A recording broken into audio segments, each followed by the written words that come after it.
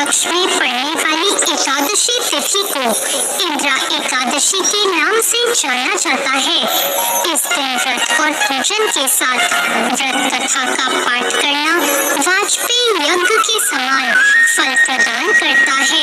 इंद्रा एकादशी का व्रत विशेष रूप से पितरों की आत्मा की शांति के लिए है। इस दिन व्रत और पूजा के साथ पाठ करने से वाजपेयी यज्ञ के समान फल मिलता है। इंदिरा एकादशी व्रत कथा का वर्णन महाभारत में स्वयं भगवान श्री कृष्ण ने किया था।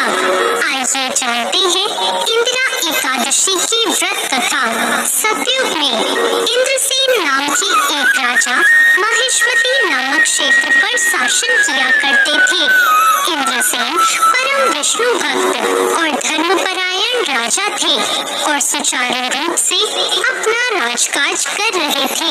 एक बार देवर्षि नारद का उनकी राजसभा में आगमन हुआ। राजा ने देवर्षि नारद का स्वागत सत्कार किया और उनसे आने का कारण पूछा। नारद जी ने बताया कि कुछ समय पहले वो यमलोक गए थे और वहाँ पर उनकी मुलाकात राजा इंद्रसेन के पिता से हुई थी। नारद जी ने कहा, आपके पिता ने आपके लिए एक संदेश भेजा है। उन्होंने कहा है कि उनके जीवन काल में एकादशी का व्रत भंग हो जाने के कारण उन्हें अभी तक मुक्ति नहीं मिल पाई है और उन्हें यमलोक में ही रहना पड़ रहा है। उन्होंने कहा कि जाकर मेरे पुत्र और संतति से कहिएगा कि यदि वो अश्विन कृष्ण पक्ष की इंदिरा एकादशी का व्रत रखे तो उसके भाग से मुझे मुक्ति मिल जाएगी। नारद मुनि की बात सुनकर राजा इंद्रसेन ने व्रत करने का विधान पूछा और व्रत करने का संकल्प लिया।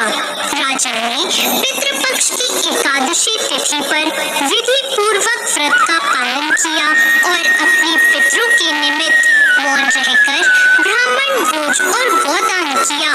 इस प्रकार राजा इंद्रसेन के व्रत और पूजन के भाग से उनके पिता को यमलोक से मुक्ति मिली और उन्हें वैकुंठ लोक की प्राप्ति हुई। उस दिन से ही इस व्रत का नाम इंदिरा एकादशी पड़ गया और इंदिरा एकादशी के व्रत करने के पुण्य के कारण राजा इंद्रसेन को भी अपनी मृत्यु के बाद स्वर्ग लोक की प्राप्ति हुई थी। पितृपक्ष में पड़ने वाली इस इंदिरा एकादशी के व्रत से पितरों को मुक्ति मिल जाती है और आपको उनका आशीर्वाद।